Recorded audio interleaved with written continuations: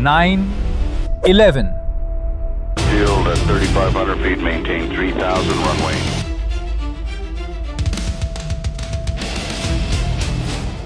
একবিংশ শতাব্দীর সবচেয়ে বড় সংবাদ। এই একটি দিন সারা বিশ্বের মুসলমানদের জীবন চিরকালের জন্য বদলে দিয়েছিল। একদিকে ছিল বিশ্বের সবচেয়ে বড় সুপার পাওয়ার ইউনাইটেড স্টেটস, আর অন্যদিকে ছিল একজন সাধারণ মানুষ, ওসামা বিন লাদেন। কিন্তু প্রশ্ন হলো, কেন? বিশ্বের মোস্ট ওয়ান্টেড সন্ত্রাসী হিসেবে পরিচিত এই মানুষটি হাজার হাজার মানুষের মৃত্যুর জন্য কেন দায়ী ছিলেন? আমেরিকার এই দুটি টাওয়ার ধ্বংস করার চেষ্টা এটাই প্রথম ছিল না, কারণ সেই সময় এই টুইন টাওয়ার ছিল বিশ্বের অন্যতম উঁচু ভবন, আর নিঃসন্দেহে এগুলো ছিল বিশ্বের সবচেয়ে বিখ্যাত ভবন, কারণ এর ভেতরে এবং আশেপাশে প্রায় 500রও বেশি হলিউড মুভির দৃশ্য ধারণ করা হয়েছিল।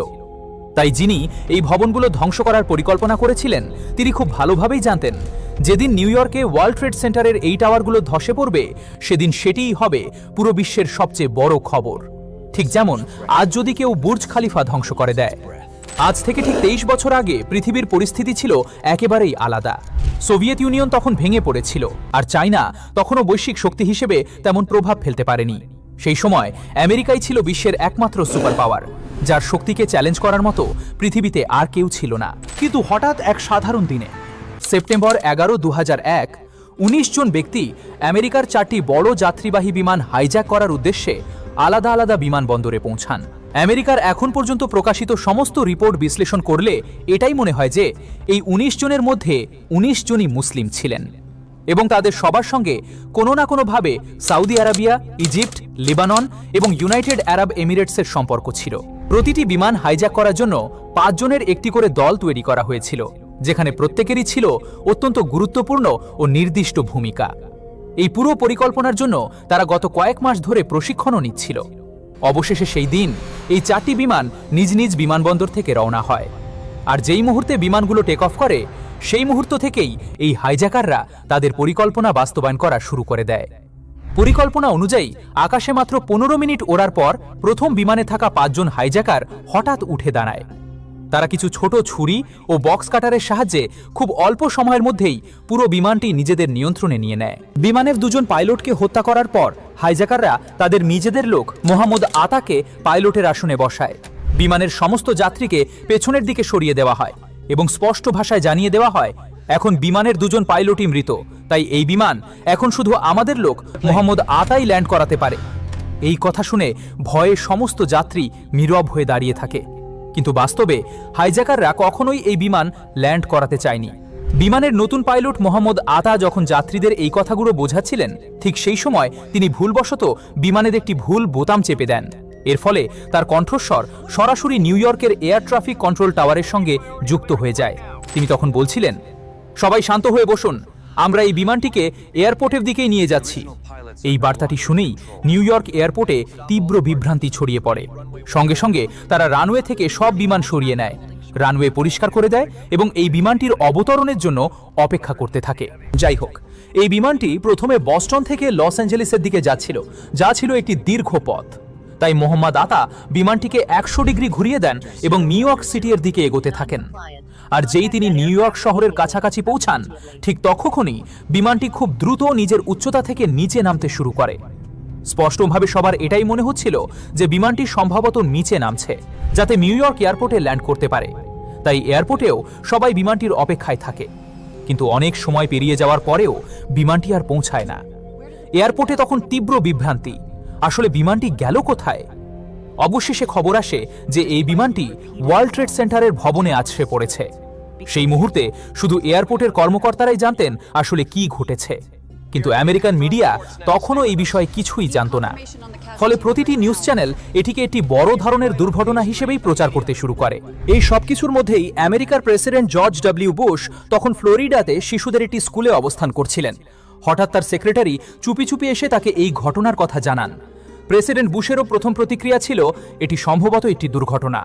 প্রথম বিমানটি টেক অফ করার মাত্র 15 মিনিট পর হাইজ্যাক করা হয়েছিল, কিন্তু দ্বিতীয় বিমানটিকে ঠিক প্রথমটির মতোই প্রায় 30 মিনিট পর হাইজ্যাক করা হয়।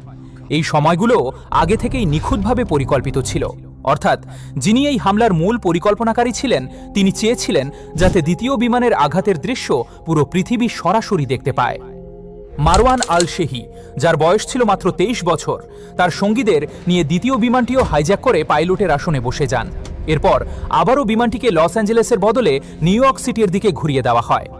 ঠিক সেই সময় যখন সারা বিশ্বের নিউজ চ্যানেলগুলো তাদের স্বাভাবিক অনুষ্ঠান বন্ধ করে প্রথম বিমানের দুর্ঘটনার লাইভ কভারেজ দেখাচ্ছিল, ঠিক তখনই সারা বিশ্বের চোখের সামনে দ্বিতীয় বিমানটি প্রচণ্ড গতিতে এসে ওয়ার্ল্ড ট্রেড সেন্টারের দ্বিতীয় টাওয়ারে আঘাত করে। এই দৃশ্য দেখার পর প্রথমে মানুষ কিছুটা বিভ্রান্ত হয়ে পড়ে, কিন্তু খুব দ্রুতই সবাই বুঝে যায় এটি কোনো দুর্ঘটনা নয়, বরং একটি সুপরিকল্পিত হামলা। ঠিক সেই মুহূর্তেই আবারও প্রেসিডেন্টের সেক্রেটারি এসে তার কানে ফিসফিস করে বলেন, mister president, America is under attack. এরপর ইউনাইটেড স্টেটস আর্মি সর্বোচ্চ সতর্কতা জারি করে এবং দেশের সমস্ত বিমানকে অবিলম্বে ল্যান্ড করার নির্দেশ দেয়। কিন্তু তখনও দুইটি বিমান হাইজ্যাকারদের নিয়ন্ত্রণে ছিল এবং কেউ জানত না এই দুইটির পরবর্তী লক্ষ্য কি হতে চলেছে। তৃতীয় বিমানটি, যেটি একজন সৌদি নাগরিক হানি হাঞ্জুর চালাচ্ছিলেন, তিনি বিমানটিকে নিউ ইয়র্কের দিকে না ঘুরিয়ে ওয়াশিংটন ডিসি এর দিকে ঘুরিয়ে দেন। ওয়াশিংটনের কাছাকাছি পৌঁছেই তিনি বিমানটিকে অনেক নিচে নামিয়ে আনেন এবং গতি সর্বোচ্চ বাড়িয়ে দেন। খুব দ্রুত এই বিমানটি বিশ্বের অন্যতম গুরুত্বপূর্ণ ভবন পেন্টাগনের দিকে এগোতে থাকে। বিশ্বের অন্যতম শক্তিশালী গোয়েন্দা সংস্থা সেন্ট্রাল ইন্টেলিজেন্স এজেন্সি এর কার্যক্রমের সঙ্গে যুক্ত এই পেন্টাগনে বিমানটি আছড়ে পড়ার পর পুরো বিশ্বের দৃষ্টি মুহূর্তের মধ্যেই ওয়ার্ল্ড ট্রেড সেন্টার থেকে সরে গিয়ে পেন্টাগনের দিকে চলে যায়। কিন্তু তখনও একটি বিমান নিখোঁজ ছিল। যখন ইউএস আর্মি এই বিমানের গতিপথ পরীক্ষা করে, তারা দেখতে পায় এই বিমানটিও ওয়াশিংটন ডিসি এর দিকে এগিয়ে আসছে। তখন আশঙ্কা করা হয় এটি আমেরিকার পার্লামেন্ট অর্থাৎ ইউনাইটেড স্টেটস ক্যাপিটালকে লক্ষ্যবস্তু করতে পারে। পরিস্থিতি এতটাই ভয়াবহ হয়ে ওঠে যে বাধ্য হয়ে আমেরিকার ভাইস প্রেসিডেন্ট ডিক চেনির নির্দেশে এই বিমানটিকে ধ্বংস করার জন্য দুইটি ফাইটার জেট পাঠানো হয়। জেটগুলোকে স্পষ্ট নির্দেশ দেওয়া হয়েছিল এই বিমানটিকে যে কোনো মূল্যে ধ্বংস করতেই হবে, এমনকি তাতে যদি বিমানের সমস্ত যাত্রী প্রাণ হারান তবুও। তিনটি বিমান একদম পরিকল্পনা অনুযায়ী তাদের লক্ষ্যে পৌঁছে গিয়েছিল, কিন্তু চতুর্থ বিমানটি, যেটি জিয়াদ জাররা চালাচ্ছিলেন, সেটি তার নির্ধারিত লক্ষ্য ইউনাইটেড স্টেটস ক্যাপিটাল পর্যন্ত কখনোই পৌঁছাতে পারেনি। কারণ এই বিমানটি যখন হাইজ্যাক করা হয় ততক্ষণে ওয়ার্ল্ড ট্রেড সেন্টারে হামলার খবর চারদিকে ছড়িয়ে পড়েছিল। জিয়াদ জাররা যাত্রীদের আগের মতোই বোঝানোর চেষ্টা করেছিলেন, সবাই শান্ত হয়ে বসুন, আমরা এয়ারপোর্টের দিকেই যাচ্ছি। কিন্তু যাত্রীদের মধ্যে একজন যখন বিমানের ফোন ব্যবহার করে তার স্ত্রীর সঙ্গে যোগাযোগ করেন, তখন তার স্ত্রী তাকে জানিয়ে দেন এই হাইজ্যাকাররা মিথ্যা বলছে, এরা এয়ারপোর্টে যাচ্ছে না, এটি একটি আত্মঘাতী মিশন। এই তথ্য জানার পর সেই ব্যক্তি অন্য যাত্রীদের বোঝান, দেখুন, মৃত্যু তো এখন নিশ্চিত, কিন্তু এই হাইজ্যাকাররা বিমানটিকে কোনো ভবনে আছড়ে ফেলার আগেই আমরা সবাই মিলে নিজেরাই এই বিমানটিকে ধ্বংস করে দিই। এরপর সমস্ত যাত্রী একসঙ্গে হাইজ্যাকারদের ওপর আক্রমণ চালান। পরিস্থিতি নিয়ন্ত্রণের বাইরে চলে যেতে দেখে জিয়াদ জাররা বিমানটিকে ওপর নিচ এবং এপাশ ওপাশ পাশ দোলাতে শুরু করেন। তীব্র ঝাঁকুনির মধ্যেও যাত্রীরা একের পর এক এগিয়ে যেতে থাকেন এবং শেষ পর্যন্ত বিমানের ককপিটের দরজা পর্যন্ত পৌঁছে যান। আর ঠিক যেই মুহূর্তে যাত্রীরা ককপিটের দরজা ভাঙতে যাচ্ছিলেন, সেই মুহূর্তে পাইলট জিয়াদ জাররা বিমানের গতি সর্বোচ্চ বাড়িয়ে দেন এবং বিমানটিকে সোজা মাটির দিকে চালিত করেন। এর ফলেই এই চতুর্থ এবং শেষ বিমানটি একটি ফাঁকা মাঠে আছড়ে পড়ে সম্পূর্ণ ধ্বংস হয়ে যায়। এখন সারা বিশ্বের নিউজ চ্যানেলগুলো আবারও চতুর্থ বিমানটির দিকেই নজর দিতে শুরু করে। কিন্তু হঠাৎ মাত্র 1 ঘন্টা পর নিউ ইয়র্কের ওয়ার্ল্ড ট্রেড সেন্টারের সাউথ টাওয়ার ধসে পড়ে। এই টাওয়ার ধসে পড়ার ফলে প্রায় 1000 মানুষ প্রাণ হারান। এর কিছুক্ষণ পরেই দ্বিতীয় টাওয়ারটিও ধসে পড়ে, যেখানে আরও প্রায় 1600 মানুষের মৃত্যু হয়। সব মিলিয়ে 9 নভেম্বরের এই 4 হামলায় মোট প্রায় 3000 মানুষ প্রাণ হারান। এদের মধ্যে প্রায় 200 জন এমন ছিলেন যারা ভবনের ভেতরে আগুন ছড়িয়ে পড়ায় ওয়ার্ল্ড ট্রেড সেন্টারের ওপরের তলা থেকে লাফ দিয়ে প্রাণ হারাতে বাধ্য হয়েছিলেন। কিন্তু এই ভয়াবহ হামলার কিছুদিন পরেই সামনে আসে আরেকটি চাঞ্চল্যকর বিষয়। মোহাম্মদ আতা, যাকে এই পুরো পরিকল্পনার নেতা হিসেবে চিহ্নিত করা হয়, তার বাবার একটি সাক্ষাৎকার প্রকাশিত হয়। সেখানে তিনি এই ঘটনার সঙ্গে নিজের ছেলের জড়িত থাকার কথা মানতে অস্বীকার করেন এবং পুরো দায় চাপিয়ে দেন ইসরায়েলের গোয়েন্দা সংস্থা মোসাদের ওপর। তিনি বলেন, ইসলামে এমন কোনো হামলার অনুমতি নেই। শুধু তাই নয়, তৃতীয় ও চতুর্থ বিমানের পাইলটদের বাবা মায়েরাও আমেরিকার সরকারি রিপোর্ট মানতে অস্বীকার করেন। আর যদি এই হামলাকারীদের পারিবারিক পটভূমি দেখা যায়, তাহলে দেখা যায় তাদের কেউই সাধারণ দরিদ্র পরিবারের সন্তান ছিলেন না, বরং এদের বেশিরভাগই এসেছিলেন ধনী ও সচ্ছল পরিবার থেকে। 9/11-এর এই হামলা এতটাই ভয়াবহ ছিল যে হামলার 100 দিন পর পর্যন্ত নিউ ইয়র্কে সব দিকে ধুলো ছড়িয়েছিল। এই বিপুল ধ্বংসাবশেষ পরিষ্কার করতেই খরচ হয়েছিল প্রায় $1 বিলিয়ন। কিন্তু ওয়ার্ল্ড ট্রেড সেন্টার ধ্বংস হওয়ার ফলে আমেরিকার সবচেয়ে বড় আর্থিক ক্ষতি হয়নি। আসল ক্ষতিটা হয়েছিল এই ভবন থেকে সামান্য দূরে থাকা আরেকটি জায়গায়, যেটাকে মানুষ প্রায় ভুলে যায়, আর সেই জায়গাটির নাম নিউ ইয়র্ক স্টক এক্সচেঞ্জ। এই হামলার পরই আমেরিকার আর্থিক বাজারে আতঙ্ক ছড়িয়ে পড়ে। স্টক মার্কেট দ্রুত ধসে পড়তে শুরু করে। শুধু আমেরিকাই নয়, বিশ্বের প্রায় সব দেশের শেয়ার বাজার একসঙ্গে পড়ে যায়। এর মধ্যে সবচেয়ে বড় ধাক্কা খায় বার্কশায়ার হ্যাথাওয়ে, যার মালিক ওয়ারেন বাফেট। বলা হয় এই হামলার সরাসরি প্রভাবেই আমেরিকার প্রায় $1.4 ট্রিলিয়ন আর্থিক ক্ষতি হয়। আমেরিকার জিডিপি, যা এর আগে নিয়মিতভাবে 4 থেকে 5% হারে বাড়ছিল, 2001-এর এই হামলার পর নেমে আসে 1%-এরও নিচে। কিন্তু ঠিক তখনই যখন স্টক এক্সচেঞ্জে প্রায় সব কোম্পানির শেয়ার মূল্য পড়ে যাচ্ছিল, তখন কিছু কোম্পানি ছিল যারা ক্ষতির বদলে অস্বাভাবিকভাবে লাভ করতে শুরু করে। এই কোম্পানিগুলোর শেয়ার দ্রুত বাড়তে থাকে, আর এই কোম্পানিগুলো ছিল যুদ্ধাস্ত্র নির্মাতা প্রতিষ্ঠান। বন্দুক, ফাইটার জেট, ট্যাঙ্ক এবং সামরিক সরঞ্জাম তৈরির কোম্পানি। আমেরিকার প্রায় সব বড় বিনিয়োগকারী তখন তাদের টাকা এই যুদ্ধাস্ত্র প্রস্তুতকারক কোম্পানিগুলোর দিকেই ঢালতে শুরু করেন। কিন্তু প্রশ্ন হলো, তারা এমনটা কেন করছিলেন? কারণ সবাই জানত নভেম্বর 11-এর পর আমেরিকা চুপ করে বসে থাকবে না। এই হামলার প্রতিশোধ নিতে আমেরিকা খুব বড় একটি যুদ্ধ শুরু করতে যাচ্ছে। আর সেই কারণেই পুরো বিশ্বের নজর তখন গিয়ে পড়েছিল আমেরিকার প্রেসিডেন্ট জর্জ ডব্লিউ বুশের দিকে। সবাই জানতে চাইছিল কে এবং কেন দুনিয়ার সবচেয়ে শক্তিশালী সুপার পাওয়ার আমেরিকার সঙ্গে এমন করার সাহস পেল। সেই সময় পুরো আমেরিকা ক্ষোভে, ভয়ে এবং প্রতিশোধের আগুনে ফুঁসছিল। এই ভয়াবহ হামলার কিছুদিন পর অবশেষে আমেরিকার প্রেসিডেন্ট জর্জ ডব্লিউ বুশ পুরো বিশ্বের সামনে আসেন। তিনি স্পষ্টভাবে জানিয়ে দেন, এই হামলার পেছনে কোনো দেশ বা সরকার জড়িত ছিল না, বরং এটি ছিল একটি সন্ত্রাসী হামলা। আর এই হামলার সঙ্গে জড়িত ছিল মাত্র একটি সংগঠন, আল কায়দা। সেই সংগঠনের নেতা ছিলেন উসামা বিন লাদেন, যিনি তখন এসব ঘটনা থেকে অনেক দূরে নিরাপদে আফগানিস্তানে অবস্থান করছিলেন।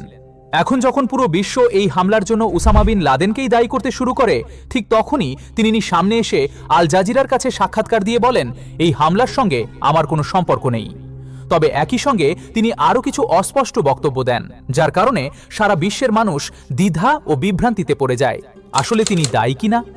এই হামলার পর শুধু উসামা বিন লাদেনই নন, বরং সারা বিশ্বের মুসলিম স্কলার ও ইসলামী চিন্তাবিদরা প্রকাশ্যে এসে এই হামলার তীব্র নিন্দা জানান।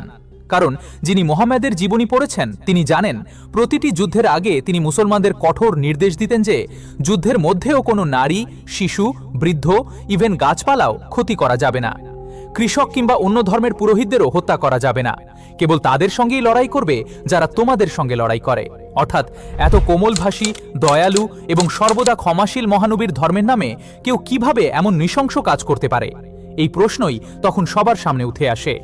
এই কারণেই নয়, একের পর মুসলিম বিশ্বের সবচেয়ে বড় সংগঠন অর্গানাইজেশন অফ ইসলামিক কোঅপারেশন সামনে আসে এবং তারাও এই হামলার স্পষ্ট বিরোধিতা করে। শুধু তাই নয়, মক্কার গ্র্যান্ড মুফতিও ফতুয়া দেন যে এই হামলা ইসলামের সম্পূর্ণ পরিপন্থী। এমনকি আমেরিকার কট্টর সমালোচক হিসেবে পরিচিত আয়াতোল্লাহ আলী খামেনেই পর্যন্ত প্রকাশ্যে বিবৃতি দিয়ে বলেন, এই হামলার সঙ্গে ইসলামের কোনো সম্পর্ক নেই। কিন্তু এই সব কিছুর পরেও পশ্চিমা দেশগুলোতে ইসলামের ভাবমূর্তি মারাত্মকভাবে ক্ষতিগ্রস্ত হতে থাকে। দ্রুত বাড়তে থাকে ইসলামোফোবিয়া। উদাহরণ হিসেবে রাস্তায় হিজাব পরা নারীদের ওপর আক্রমণ শুরু হয়। পশ্চিমা দেশগুলোতে অনেক মুসলিমকে চাকরি থেকে বরখাস্ত করা হয়। এমনকি কোথাও কোথাও মুসলিমদের হত্যার ঘটনাও ঘটে। টেলিভিশনে এই বিতর্ক প্রথমবারের মতো মূলধারায় উঠে আসে। ইসলাম কি আদৌ শান্তির ধর্ম কিনা? ওসামা বিন লাদেন হামলার সঙ্গে নিজের জড়িত থাকার কথা অস্বীকার করার পরেও ইউনাইটেড স্টেটস পুরো দোষ তার উপরই চাপায়। আমেরিকা তালিবান সরকারকে একটি স্পষ্ট আলটিমেটাম দেয়, আল কায়দার সব নেতাসহ ওসামা বিন লাদেনকে যে কোনো মূল্যে আমেরিকার হাতে তুলে দিতে হবে। কিন্তু আফগানিস্তান এই দাবি মানতে অস্বীকার করে। কারণ এর কিছুদিন আগেই আফগানিস্তান একটি বিশাল সুপার পাওয়ার সোভিয়েত ইউনিয়নকে প্রায় 10 বছরের দীর্ঘ যুদ্ধে পরাজিত করেছিল। সেই যুদ্ধে আফগানদের পক্ষে ওসামা বিন লাদেন গুরুত্বপূর্ণ ভূমিকা রেখেছিলেন। আর সেই কারণেই তালেবান সরকার, যার নেতা ছিলেন মুল্লা মোহাম্মদ ওমর, ওসামা বিন লাদেনকে বিশেষ সম্মান করতেন। তালেবান তখন আমেরিকার সরকারকে স্পষ্টভাবে জানায়, আপনারা যার ওপর দোষ চাপাচ্ছেন সেই ব্যক্তি তো নিজেই বলছে যে সে এসব করেনি। আপনারা আমাদের প্রমাণ দিন, আমরা নিজেরাই তার বিচার করব। প্রমাণ ছাড়া আমরা আমাদের অতিথিকে কারো হাতে তুলে দিতে পারি না। কিন্তু আমেরিকা এই প্রস্তাব প্রত্যাখ্যান করে। তাদের অবস্থান ছিল কঠোর। আমি একটি সুপার পাওয়ার আর তুমি একটি দরিদ্র দেশ। তোমাকে প্রমাণ দেওয়ার কোনো প্রয়োজন আমার নেই। এই ব্যক্তিকে আমার হাতে তুলে দাও, নতুবা আমরা আফগানিস্তানে হামলা চালিয়ে তালেবান সরকারকে ধ্বংস করে দেব। কারণ আমেরিকার জেনারেলরা আগেই তাদের সামরিক বিশ্লেষণের সিদ্ধান্তে পৌঁছেছিলেন তালেবান তাদের সামনে সর্বোচ্চ কয়েক সপ্তাহের বেশি টিকে থাকতে পারবে না। এরপরই তাদের সম্পূর্ণ নিশ্চিহ্ন করে দেওয়া হবে। কিন্তু তালিবান যারা জাতিগতভাবে পাঠান তারা তাদের সিদ্ধান্তে অটল থাকে। কোনো চাপের কাছেই তারা নতি স্বীকার করেনি। ফলে ইউনাইটেড স্টেটস ধীরে ধীরে আফগানিস্তানে সামরিক হামলার পূর্ণ পরিকল্পনা শুরু করে দেয়। যুদ্ধ এড়ানোর জন্য তালেবান শেষবারের মতো আরেকটি প্রস্তাব দেয়। তারা আমেরিকাকে জানায়, আমরা ওসামা বিন লাদেনকে কোনো তৃতীয় দেশের হাতে তুলে দিতে রাজি আছি, এমন একটি দেশ যারা আপনার কথায়ও নয় আমাদের কথায়ও নয় স্বাধীনভাবে বিচার করবে। কিন্তু সেই সময় আমেরিকা নিজের শক্তি ও ক্ষমতার অহংকারে ডুবেছিল। তারা আফগানিস্তানের এই প্রস্তাবও সরাসরি প্রত্যাখ্যান করে। আর মাত্র এক মাস পরই আফগানিস্তানে সামরিক হামলা শুরু করে দেয়। আমেরিকার প্রেসিডেন্ট জর্জ ডব্লিউ বুশ এই যুদ্ধকে প্রকাশ্যে একটি ক্রুসেড অর্থাৎ ধর্মযুদ্ধ হিসেবে উল্লেখ করেন এবং এর নাম দেন ওয়ার অন টেরর। এরপর স্থলপথ, আকাশপথ সব দিক থেকেই আমেরিকান সেনারা আফগানিস্তানের দিকে অগ্রসর হতে থাকে। আফগানিস্তানের ভেতরে তালেবানের বিরুদ্ধে সবচেয়ে শক্তিশালী যে নেতা ছিলেন আহমদ শাহ মাসুদ, আমেরিকা তার বাহিনীকে পূর্ণ সমর্থন দেয়। আর আমেরিকার সামরিক পরিকল্পনা অনুযায়ী খুব দ্রুতই তালেবান সরকারকে সরিয়ে দিয়ে তারা পুরো আফগানিস্তানের নিয়ন্ত্রণ নিয়ে নেয়। কিন্তু এই যুদ্ধের পথে আমেরিকার সামনে একটি বড় বাধা হয়ে দাঁড়ায় মিডিয়া, বিশেষ করে আল জাজিরা। কারণ তখন পর্যন্ত বিশ্বের প্রায় সব বড় মিডিয়া শুধু আমেরিকার দৃষ্টিভঙ্গি দেখাচ্ছিল, কিন্তু আল জাজিরাই ছিল একমাত্র চ্যানেল যারা দুই পক্ষকেই দেখাচ্ছিল, আমেরিকান পক্ষ, আফগান পক্ষ। আল জাজিরা তাদের সম্প্রচারে এমন সব দৃশ্য দেখায় যেখানে আমেরিকান জেট শুধু তালেবান যোদ্ধাদের নয় বরং সাধারণ আফগান নাগরিকদেরও লক্ষ্যবস্তু করছে। এই বাস্তব চিত্র তখনও বিবিসি বা সিএনএন দেখাচ্ছিল না। এর ফলে আমেরিকার সেনাবাহিনী চরম ক্ষুব্ধ হয়ে ওঠে। আফগানিস্তানে হামলা শুরুর মাত্র 4 সপ্তাহ পরেই কাবুলে আল জাজিরার সদর দপ্তরে একটি আমেরিকান মিসাইল আঘাত হানে, যাতে তারা আর সেখান থেকে সংবাদ সংগ্রহ করতে না পারে। শুধু তাই নয়, আল জাজিরার একজন ক্যামেরাম্যানকে বিশ্বের সবচেয়ে কুখ্যাত কারাগার গুয়ান্তানামো বে পাঠানো হয় এই চ্যানেলের কণ্ঠরোধ করার জন্য। আমেরিকান জেনারেলদের পরিকল্পনা শুরুতে একদম সঠিকই মনে হয়েছিল, কারণ 9/11-এর মাত্র 3 মাস পরই আফগানিস্তানে তালেবান সরকারের পতন ঘটে। তালেবান ক্ষমতা হারায় আর আফগানিস্তান কার্যত কোনো কেন্দ্রীয় নেতৃত্ব ছাড়াই পড়ে যায়। এই শূন্যতার সুযোগে ইউনাইটেড স্টেটস আফগানিস্তানের জন্য নতুন নেতা খোঁজা শুরু করে। বন শহরে একটি বড় আন্তর্জাতিক সম্মেলনের আয়োজন করা হয়, যেখানে কিছু আফগান নেতাকে আমন্ত্রণ জানানো হয়। সেখানেই জার্মানি থেকেই আফগানিস্তানের জন্য একজন নতুন নেতা নির্বাচন করা হয়। এই নতুন নেতা ছিলেন হামিদ কারজাই। তিনি ছিলেন তালেবানের সম্পূর্ণ বিপরীত, ক্লিন শেভ করা, আধুনিক পোশাকে অভ্যস্ত এবং সবচেয়ে গুরুত্বপূর্ণ বিষয় হল সেন্ট্রাল ইন্টেলিজেন্স এজেন্সি এর পছন্দের মানুষ। আমেরিকা হামিদ কারজাইকে আফগানিস্তানের নতুন প্রেসিডেন্ট হিসেবে প্রতিষ্ঠিত করে। তার শাসনকে টিকিয়ে রাখতে নতুন আফগান সেনাবাহিনী গড়ে তোলা হয়, তাদের প্রশিক্ষণ দেওয়া হয় এবং একটি নতুন সরকার ব্যবস্থা দাঁড় করানো হয়। অন্য সরকারকে সরিয়ে নিজের পছন্দের সরকার বসানো, এটা আমেরিকার জন্য নতুন কোনো কৌশল ছিল না। কিন্তু আফগানিস্তানের ইতিহাস একেবারেই ভিন্ন কথা বলে। এই দেশ কখনোই বাইরে থেকে চাপিয়ে দেওয়া কোনো নেতাকে মেনে নেয়নি। তার উপর হামিদ কারজাইয়ের সরকার এতটাই দুর্নীতিগ্রস্ত হয়ে ওঠে যে আফগান জনগণ ধীরে ধীরে তার প্রতি আস্থা হারাতে শুরু করে। এইভাবেই সময় গড়াতে থাকে। বাইরে থেকে দেখলে মনে হচ্ছিল তালেবান এই যুদ্ধে পুরোপুরি হেরে গেছে, কিন্তু বাস্তবতা ছিল ভিন্ন। মাত্র 2 বছর পর 2003 সালে আমেরিকা হঠাৎ করেই আরেকটি নতুন যুদ্ধ শুরু করে, ইরাক ওয়ার। এই যুদ্ধের ফলে আমেরিকার সামরিক ও রাজনৈতিক মনোযোগ আফগানিস্তান থেকে সরে গিয়ে পুরোপুরি ইরাকের দিকে চলে যায়। এই যুদ্ধের মূল লক্ষ্য ছিল সাদ্দাম হোসেনকে ক্ষমতা থেকে সরানো, আর সেই লক্ষ্য পূরণ করতে আমেরিকা তখন একটি বিশাল মিথ্যার আশ্রয় নিয়েছিল, যে মিথ্যাটি পরবর্তীতে তারা নিজেরাই স্বীকার করতে বাধ্য হয়। যখন ইউনাইটেড স্টেটসের মনোযোগ আফগানিস্তান থেকে সরে যেতে থাকে, ঠিক তখনই তালিবান ধীরে ধীরে মুল্লা মোহাম্মদ ওমারের নেতৃত্বে আবার সংগঠিত হতে শুরু করে। তারা আমেরিকান বাহিনীর ওপর ছোট ছোট গেরিলা হামলা চালাতে থাকে, নীরবে কিন্তু ধারাবাহিকভাবে। ইতিমধ্যেই ইরাকে সাদ্দাম হোসেনের শাসনের অবসান ঘটে, কিন্তু সেই যুদ্ধেও আমেরিকা এমন কিছু মারাত্মক ভুল করে বসে যেগুলো আর গোপন রাখা সম্ভব ছিল না। এর সবচেয়ে ভয়াবহ উদাহরণ ছিল ইরাকে আমেরিকার একটি কারাগার থেকে ফাঁস হওয়া কিছু ছবি। সেই ছবিগুলোতে দেখা যায় আমেরিকান সৈন্যরা ইরাকি বন্দীদের সঙ্গে চরম অমানবিক আচরণ করছে। এই ছবিগুলো মুহূর্তের মধ্যেই সারা বিশ্বের মিডিয়ায় ছড়িয়ে পড়ে, আর এর ফলাফল ছিল ভয়াবহ। আমেরিকার বৈশ্বিক ভাবমূর্তি মারাত্মকভাবে ক্ষতিগ্রস্ত হয়। অন্যদিকে আফগানিস্তানের তালেবান এই ছবিগুলোকে অস্ত্র হিসেবে ব্যবহার করতে শুরু করে। তারা আফগান জনগণকে বোঝাতে থাকে, দেখুন আমেরিকার জেলে মানুষদের সঙ্গে কি করা হয়। ইরাকে এই নির্যাতনের ঘটনাগুলোর কারণেই যখন আমেরিকার president George W Bush Iraq সফরে যান, তখন সেখানে এক বিক্ষোভকারী তার দিকে জুতো নিক্ষেপ করে, যা বিশ্বজুড়ে প্রতীক হয়ে দাঁড়ায়। এই সব ঘটনার ফলে আমেরিকা শুধু ইরাকেই নয়, আফগানিস্তানেও দুর্বল হলো এবং তালেবান পুনরায় শক্তিশালী হতে লাগলো। এছাড়া তালেবানের শক্তির একটি কারণ এটাও ছিল যে আফগানিস্তান একটি গোত্রভিত্তিক বা উপজাতি ভিত্তিক সমাজ। যখনই আমেরিকান বাহিনী কোনো একজন আফগানকে হত্যা করত, তখন তার পুরো পরিবার, এমনকি পুরো গোত্র তালেবানের সঙ্গে যোগ দিত। ফলে বাস্তবতা ছিল এমন, আফগানদের হত্যা করে তালেবানকে দুর্বল করার বদলে আমেরিকা অনিচ্ছাকৃতভাবেই তালেবানকে আরও শক্তিশালী করে তুলছিল। সময়ের সঙ্গে সঙ্গে তালেবানের সদস্য সংখ্যা শুধু বাড়তেই থাকে, আগের যে কোনো সময়ের চেয়ে আরও বেশি। যেমনটা আমরা আগেই বলেছিলাম, এর আগে ওসামা বিন লাদেন 9/11 হামলায় জড়িত থাকার কথা অস্বীকার করেছিলেন।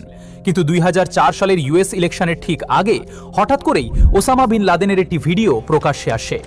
সেই ভিডিওতে তিনি সরাসরি আমেরিকান জনগণের উদ্দেশ্যে কথা বলেন এবং 9/11 পুরো দায় নিজের কাঁধে নেন। এই ভিডিওতে ওসামা বিন লাদেন সেই 19 জনের জন্য দোয়া করেন যারা 9/11 ঘটিয়েছিল। শুধু তাই নয়, তিনি আমেরিকাকে একটি স্পষ্ট সতর্কবার্তাও দেন যে প্রয়োজনে তিনি আবারও এমন হামলা চালাতে পারেন। অর্থাৎ 9/11 প্রায় 3 বছর পর ওসামা বিন লাদেন প্রকাশ্যেই এই হামলার সম্পূর্ণ দায় স্বীকার করেন। এই বক্তব্য প্রকাশের পর আমেরিকার রাজনীতিতে বড় পরিবর্তন আসে। প্রেসিডেন্ট জর্জ ডব্লিউ বুশ আবারও রাজনৈতিকভাবে শক্ত অবস্থানে ফিরে আসেন এবং অল্প সময়ের মধ্যেই নির্বাচনে জয়ী হন। নির্বাচনে জয়ের পর জর্জ বুশ আবার আফগানিস্তানে ওসামা বিন লাদেনকে ধরার জন্য সেনাবাহিনী পাঠান। কিন্তু বাস্তবতা ছিল ভিন্ন। পরবর্তী 4 বছর না ওসামা বিন লাদেনকে খুঁজে পাওয়া যায়, না আফগানিস্তান পুরোপুরি নিয়ন্ত্রণে আনা যায়, আর না তালিবানকে নির্মূল করা সম্ভব হয়। যে যুদ্ধটি শুরুতে মাত্র কয়েক উইক্সের জন্য পরিকল্পিত ছিল, সেই আফগান যুদ্ধ 9/11 পর টানা 10 বছর ধরে চলতে থাকে, শেষহীন সংঘাত আর রক্তপাতের মধ্যে। এরপর ক্ষমতায় আসেন আমেরিকার নতুন প্রেসিডেন্ট বারাক ওবামা। নির্বাচনের সময় তিনি প্রতিশ্রুতি দিয়েছিলেন এই যুদ্ধ কমাবেন, কিন্তু ক্ষমতায় এসে তিনি যুদ্ধ কমানোর বদলে আরও বিস্তৃত করেন। ওবামা আফগানিস্তানের দিকে আরও বেশি সেনা পাঠান, যার ফলে সেখানে আমেরিকান সেনার সংখ্যা বেড়ে যায় 1 লাখের বেশি। একই সঙ্গে তিনি ড্রোন হামলা ও বিমান হামলার মাত্রাও বহুগুণ বাড়িয়ে দেন, যার সরাসরি প্রভাব পড়ে আফগানিস্তানের সাধারণ মানুষের জীবনে। তারই সরকারের সময় অবশেষে 9/11 ঠিক 10 বছর পর 2011 সালে আমেরিকা ওসামা বিন লাদেন সম্পর্কে একটি গুরুত্বপূর্ণ সূত্র পায়। জানা যায় তিনি আর আফগানিস্তানে নন, বরং পাকিস্তানে আত্মগোপন করে আছেন। তবে এই ঘটনাকে ঘিরে দুটি ভিন্ন ভাষ্য রয়েছে। একটি হলো আমেরিকা ও পাকিস্তান সরকারের সরকারি ভাষ্য, আর অন্যটি এসেছে কিছু প্রবীণ অনুসন্ধানী সাংবাদিকদের কাছ থেকে। সরকারি ভাষ্য অনুযায়ী উসামা বিন লাদেন তার 3 স্ত্রী, সন্তান এবং নাতি নাতনিদের সঙ্গে গত কয়েক বছর ধরে পাকিস্তানের আব্বোটাবাদ শহরে বসবাস করছিলেন। সেখানে আমেরিকা এককভাবে একটি গোপন অপারেশন চালিয়ে তাকে শনাক্ত করে এবং হত্যা করে, যার ব্যাপারে পাকিস্তানের সেনাবাহিনী বা সরকারের নাকি বিন্দুমাত্র ধারণা ছিল না। কিন্তু এই ঘটনার আরেকটি ভিন্ন ব্যাখ্যা দেন কিছু প্রবীণ সাংবাদিক। তাদের মধ্যে সবচেয়ে আলোচিত নাম সিমোর হার্শ। তার মতে আমেরিকা ওসামা বিন লাদেনকে ধরিয়ে দেওয়ার জন্য আগে থেকেই $25 মিলিয়ন পুরস্কার ঘোষণা করেছিল। এই বিপুল অঙ্কের লোভে পাকিস্তান সেনাবাহিনীর এক অবসরপ্রাপ্ত কর্নেল ইকবাল সাইদ খান গোপনে ওসামা বিন লাদেনের অবস্থান আমেরিকার সেন্ট্রাল ইন্টেলিজেন্স এজেন্সিকে জানিয়ে দেন। এই তথ্য যাচাই করার জন্য আমেরিকা শাকিল আফ্রিদির মাধ্যমে অ্যাবোটাবাদে একটি ভুয়া টিকাদান কর্মসূচি চালু করে। একই সঙ্গে সন্দেহভাজন ওই বাড়িটিকে চারদিক থেকে পর্যবেক্ষণে রাখা হয়। আমেরিকান ড্রোন এবং স্যাটেলাইটের মাধ্যমে বাড়িটিকে 24 ঘন্টা রেকর্ড করা শুরু করে। একদিন হঠাৎ করেই তারা ওই বাড়ির আঙিনায় একজন প্রায় 6 ফুট লম্বা মানুষকে হাঁটতে দেখতে পায়। এই দৃশ্য এবং আরও কিছু আচরণগত ইঙ্গিত থেকে আমেরিকার গোয়েন্দারা সিদ্ধান্তে পৌঁছায় এই মানুষটিই সম্ভবত ওসামা বিন লাদেন। এরপর চূড়ান্ত হামলার আগে সিআইএ কিছু পাকিস্তানি এজেন্টকে ওই বাড়ির আশেপাশে পাঠায়। তারা গিয়ে আশপাশের গাছপালা কেটে ফেলে, যাতে পরবর্তীতে আমেরিকার হেলিকপ্টারগুলো সহজেই সেখানে ল্যান্ড করতে পারে। অবশেষে মে 2, 2011 আমেরিকার প্রেসিডেন্ট বারাক ওবামার সরাসরি নির্দেশে জলালাবাদ থেকে দুটি হেলিকপ্টার গভীর রাতের অন্ধকারে পাকিস্তানের আব্বোটাবাদের দিকে রওনা হয়। লক্ষ্য ছিল একটাই, ওসামা বিন লাদেন। এই অভিযানের বিষয়ে পাকিস্তান আর্মির কোনো পূর্বজ্ঞান ছিল না। অন্যদিকে আমেরিকার ভেতরে হোয়াইট হাউসে বসে প্রেসিডেন্ট ওবামা এবং তার মন্ত্রিসভার সদস্যরা পুরো অভিযানটি লাইভ পর্যবেক্ষণ করছিলেন একটি স্ক্রিনে নিঃশব্দ উত্তেজনায়। হেলিকপ্টার দুটি ওসামা বিন লাদেনের বাড়ির ভেতর অবতরণ করে। মাত্র 40 মিনিটের একটি তীব্র অভিযানের পর তাকে গুলি করে হত্যা করা হয়। এরপর তার মৃতদেহ সঙ্গে নিয়েই হেলিকপ্টারগুলো আফগানিস্তানে ফিরে যায়। সেখানে ডিএনএ টেস্টের মাধ্যমে নিশ্চিত করা হয় নিহত ব্যক্তিটি সত্যিই ওসামা বিন লাদেন। পরিচয় নিশ্চিত হওয়ার পর তার মৃতদেহের ছবি তোলা হয়। তারপর ওসামা বিন লাদেনের লাশ সমুদ্রে ফেলে দেওয়া হয়। আমেরিকান সেনাবাহিনীর ব্যাখ্যা অনুযায়ী তাকে মাটিতে দাফন না করে সমুদ্রে ফেলে দেওয়ার কারণ ছিল একটাই, যাতে ভবিষ্যতে কেউ তার কবরকে ঘিরে বড় কোনো মাজার বা স্মৃতিস্তম্ভ তৈরি করতে না পারে। এই অভিযানের পর Central Intelligence Agency Osama bin লাদেনের মৃতদেহের ছবি আমেরিকার প্রেসিডেন্টের কাছে পাঠায়, কিন্তু প্রেসিডেন্ট ওবামা সেই ছবি প্রকাশ করতে স্পষ্টভাবে অস্বীকার করেন। পাকিস্তানে আজও অনেক মানুষ আছেন যারা ওসামা বিন লাদেনের অ্যাবোটাবাদে থাকার ঘটনাকে বিশ্বাস করতে চান না। তাদের মতে পুরো ঘটনাটি ছিল একটি বিশাল নাটক বা ষড়যন্ত্র। কিন্তু বাস্তবতা বলছে এই ধারণাটি সঠিক নয়, কারণ অ্যাবোটাবাদ অভিযানের কিছুদিন পরেই আল কায়দা তাদের গোপন ওয়েবসাইটে আনুষ্ঠানিকভাবে ওসামা বিন লাদেনের মৃত্যুর কথা স্বীকার করে এবং ঘোষণা দেয় এর প্রতিশোধ তারা অবশ্যই নেবে। এর পরপরই তালিবানও তার মৃত্যুকে স্বীকার করে। এমনকি ওসামা বিন লাদেনের নিজের ছেলে হামজা বিন লাদেনও প্রকাশ্যে এই ঘটনার সত্যতা নিশ্চিত করেন। তাই প্রশ্ন থেকেই যায়, যখন আমেরিকা এবং আল কায়দা উভয় পক্ষই এই মৃত্যুর বিষয়টি স্বীকার করেছে, তখন পাকিস্তানের একাংশ মানুষ কেন এখনো এটি মানতে চায় না? ওসামা বিন লাদেনের 5 জন স্ত্রীর ঘরে মোট 11 জন ছেলে ছিল। তার বড় ছেলে আবদুল্লাহ বিন লাদেন আজও সৌদি আরবের জেদ্দা শহরে নীরবে নিজের ব্যবসা পরিচালনা করছেন। তবে তার প্রতিটি গতিবিধির ওপর সৌদি সরকারের কড়া নজরদারি রয়েছে। ওসামার দ্বিতীয় ছেলে ওমর বিন লাদেন প্রকাশ্যে তার বাবা এবং তার আদর্শের বিরোধিতা করেন। তিনি ওসামা বিন লাদেনের বিরুদ্ধে একটি বইও লিখেছেন, যেখানে তিনি স্পষ্টভাবে বলেন তার বাবার পথ ছিল ভুল। তৃতীয় ছেলে সাদ বিন লাদেন একসময় ওসামা বিন লাদেনের ডান হাত হিসেবে পরিচিত ছিলেন। এমনকি ওসামা তাকে নিজের পরে আল কায়দার নেতা বানাতে চেয়েছিলেন, কিন্তু তাকে 2009 সালেই হত্যা করা হয়, ওসামার মৃত্যুর আগেই। ওসামার ছেলেদের মধ্যে সবচেয়ে আলোচিত ছিলেন তার চতুর্থ ছেলে হামজা বিন লাদেন। ওসামার মৃত্যুর পর তিনি নিয়মিতভাবে আল কায়দার পক্ষ থেকে বিবৃতি দিতে থাকেন এবং সংগঠনের ভবিষ্যৎ নেতা হিসেবেই তাকে দেখা হচ্ছিল, কিন্তু তাকেও 2018 থেকে 2019 সালের মধ্যে আফগানিস্তানে হত্যা করা হয়। অ্যাবোটাবাদ অভিযানের সময় ওসামা বিন লাদেনের যে পরিবার জীবিত ছিল তাদের প্রথমে 1 থেকে 2 বছর পাকিস্তানের কারাগারে রাখা হয়। পরে তাদের নিজ নিজ দেশে ফেরত পাঠানো হয়। বর্তমানে তারা নীরবে সৌদি আরবিয়া এবং ইয়েমেনে বসবাস করছে, তবে তাদের সঠিক অবস্থান আজও অজানা। ওসামা বিন লাদেনের মৃত্যুর পর তার বাড়ি থেকে বহু ব্যক্তিগত নথিপত্র উদ্ধার করা হয়। এর মধ্যে ছিল অডিও রেকর্ডিং, ব্যক্তিগত চিঠিপত্র, এমনকি শিশুদের জন্য রাখা কিছু ভিডিও গেমও। এই নথিগুলো দেখে বোঝা যায় ওসামা বিন লাদেন হয়তো আগেই বুঝে গিয়েছিলেন একদিন হঠাৎ করেই তার মৃত্যু আসবে। এই উদ্ধারকৃত নথিগুলোর মধ্যেই পাওয়া যায় তার শেষ ওসিয়ত। সেখানে তিনি লেখেন, আমার কাছে এখনো প্রায় $40 মিলিয়ন গচ্ছিত আছে। আমার মৃত্যুর পর এই অর্থ থেকে সামান্য অংশ আমার পরিবারকে দেওয়া হোক, আর বাকি সব অর্থ আল কায়দাকে দান করা হোক। এখন প্রশ্ন ওঠে, যখন ওসামা বিন লাদেনকে হত্যা করা হলো আর আমেরিকা যে উদ্দেশ্যে আফগানিস্তানে এসেছিল সেটাও পূরণ হয়ে গেল, তাহলে স্বাভাবিকভাবে তাদের তো আফগানিস্তান ছেড়ে চলে যাওয়ার কথা ছিল। কিন্তু বাস্তবে তারা তা করেনি, বরং এর পরের 10 বছরও আমেরিকা আফগানিস্তানে অবস্থান করে। কারণ তখন ওসামা বিন লাদেন আর সমস্যা ছিল না, কিন্তু বিশ্বের ভূরাজনৈতিক পরিস্থিতি পুরোপুরি বদলে গিয়েছিল। আফগানিস্তানের একেবারে কাছেই তখন ধীরে ধীরে উঠে আসছিল এটি নতুন সুপার পাওয়ার, চায়না। আর এই চীনকে কৌশলগতভাবে নিয়ন্ত্রণে রাখার জন্য এই অঞ্চলে ইউনাইটেড স্টেটসের সামরিক উপস্থিতি অত্যন্ত গুরুত্বপূর্ণ হয়ে ওঠে। শুধু তাই নয়, ওসামা বিন লাদেনের মৃত্যুর কিছুদিন আগেই আমেরিকার একটি গবেষণা প্রতিষ্ঠান আফগানিস্তানে সমীক্ষা চালিয়ে আর একটি চাঞ্চল্যকর তথ্য সামনে আনে। তারা জানতে পারে আফগানিস্তানের মাটির নিচে থাকা খনিজ সম্পদগুলো বিশ্বের সবচেয়ে মূল্যবান ও বিরল সম্পদের মধ্যে পড়ে। এই খনিজগুলোর মধ্যে সবচেয়ে গুরুত্বপূর্ণ ছিল লিথিয়াম, যে উপাদান দিয়ে আজকের বিশ্বের প্রায় সব আধুনিক ব্যাটারি তৈরি হয়। স্মার্টফোন, ল্যাপটপ, ইলেকট্রিক গাড়ি সবকিছুর কেন্দ্রেই রয়েছে এই লিথিয়াম। এখন যদি আমেরিকা তখনই আফগানিস্তান ছেড়ে চলে যেত, তাহলে খুব সহজেই চীন এই বিপুল খনিজ সম্পদের নাগাল পেয়ে যেত। আর সেই ঝুঁকি আমেরিকা কোনোভাবেই নিতে চায়নি।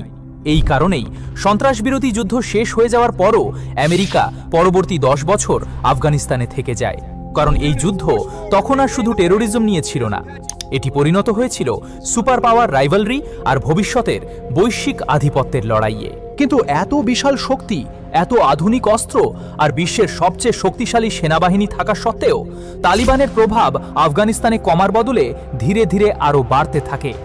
শেষ পর্যন্ত পরিস্থিতি এমন জায়গায় পৌঁছায় যে 20 বছরের দীর্ঘযুদ্ধের পর আমেরিকা বাধ্য হয় তালেবানের সঙ্গেই সমঝোতায় যেতে।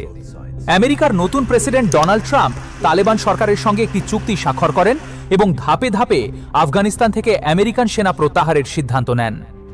সবচেয়ে আশ্চর্যের বিষয় হল 20 বছর ধরে প্রশিক্ষণ, অস্ত্র আর অর্থ দেওয়ার পরেও আফগানিস্তানের সরকারি বাহিনী তালেবানের সামনে কয়েকদিনের জন্যও টিকে থাকতে পারেনি। আর আমেরিকা পুরোপুরি সরে যাওয়ার কিছুদিনের মধ্যেই প্রায় কোনো যুদ্ধ ছাড়াই তালেবান আবার 20 বছর পর আফগানিস্তানের রাজধানী কাবুলে প্রবেশ করে। এই পুরো আফগান যুদ্ধকে আজ আমেরিকার ইতিহাসের অন্যতম বড় সামরিক ও কৌশলগত ব্যর্থতা হিসেবে দেখা হয়, কারণ 20 বছর যুদ্ধ করার পরও আমেরিকা তালেবানকে দুর্বল করতে পারেনি, বরং অনিচ্ছাকৃতভাবে তাদের আরও শক্তিশালী করে তুলেছে। আর ঠিক এই কারণেই আফগানিস্তান আবারও তার পুরনো নাম ফিরে পায়, দ্য গ্রেভইয়ার্ড অফ এম্পায়ার্স, অর্থাৎ সাম্রাজ্যের কবরস্থান।